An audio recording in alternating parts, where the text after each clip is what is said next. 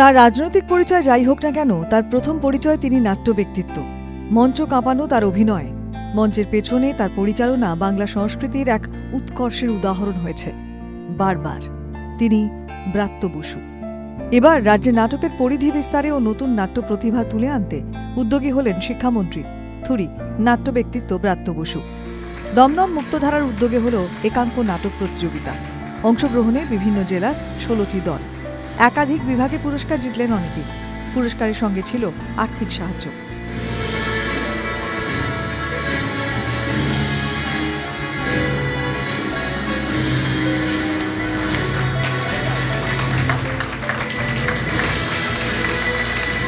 শাসকের মন্ত্রিসভায় নাট্য ব্যক্তিত্বের সংখ্যা নেহাত কম নয়।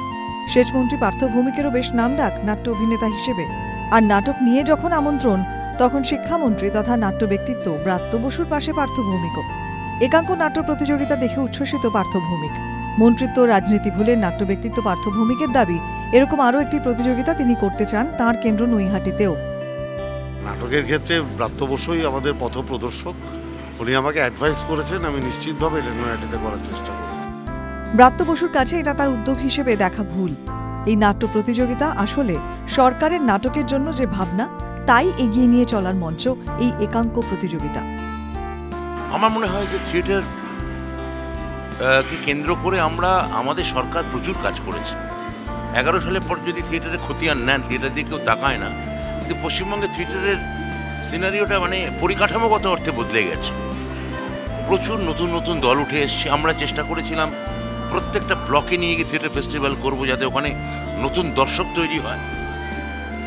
সেটা হয়ে গেছে। এখন এত রকমের দল তৈরি হয়েছে এবং পশ্চিমবঙ্গ সরকার যেভাবে তাদের পাশে দাঁড়িয়েছে।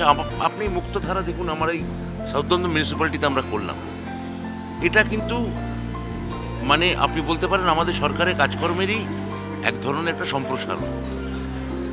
এত বাইরে থেকে দল এলো, অভিনয় করলো, পুরস্কার পেল। কি পুরস্কার পেল, কেউ পেল না, সেটা বড় কথা নয়। কিন্তু আমার মনে হয় যে এই মুক্তধারা উদ্যোগ, এটা আমরা সামনে এবার আরো বড় করে করব। অনুষ্ঠানে উপস্থিত ছিলেন সাংসদ সৌগত রায়। TV9 Bangla digital.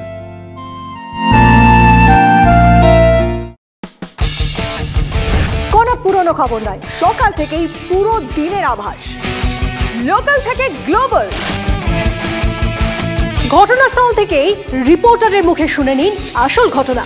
দিন শুরু করুন TV9 বাংলার সঙ্গে। সকালে প্রথম ব্রেকিং অ্যাট 7, সকাল 7টায়, সকাল 8টায় দেখুন art reporter, art exclusive. News express at 9 দেখুন সকাল 9টায়। 10 খবর, 10 রিপোর্টার অন দ্য স্পট সকাল 10টায়। লোকাল টু গ্লোবাল অ্যাট 11 দেখুন সকাল 11টায়। দেখুন morning super prime time TV9 বাংলায়। TV9 বাংলা না দেখলেই নয়।